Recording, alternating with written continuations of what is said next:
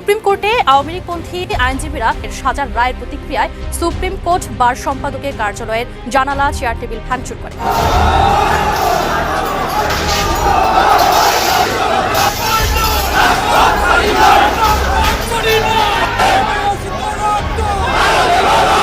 দেশের সর্বোচ্চ আদালত চত্বর এখন রণক্ষেত্র। বিরতির পর শেখ হাসিনার নামে স্লোগান দিয়ে রাজপথে তাদের প্রত্যাবর্তন। এবার অবৈধ রায়ের প্রতিবাদে জয় বাংলা স্লোগানে আদালত ভাঙচুর করল আওয়ামী লীগপন্থী আইনজীবীরা। দেওয়া হয় বিএনপি বিরোধী স্লোগান।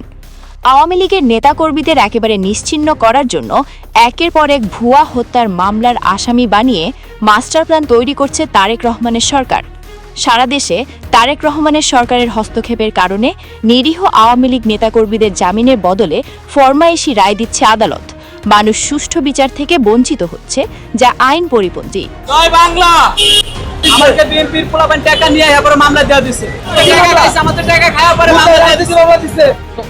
আইন যন্ত্রকে ব্যবহার করে আমাদেরকে উদ্দেশ্যপ্রণোদিতভাবে এই মামলায় সম্পৃক্ত করা হয়েছে। বিক্ষুব্ধ আইনজীবীরা বলেন, বিএনপির কিছু লোভী নেতাকর্মীরা নিরপরাধ আওয়ামী লীগ নেতাদেরকে ভয়ভীতি দেখিয়ে টাকা না দিলে তাদেরকে অন্যায়ভাবে পুলিশের সোপর্দ করছে, আর বিএনপি সরকারের হস্তক্ষেপে ফরমায়েশি রায় দিচ্ছে আদালত।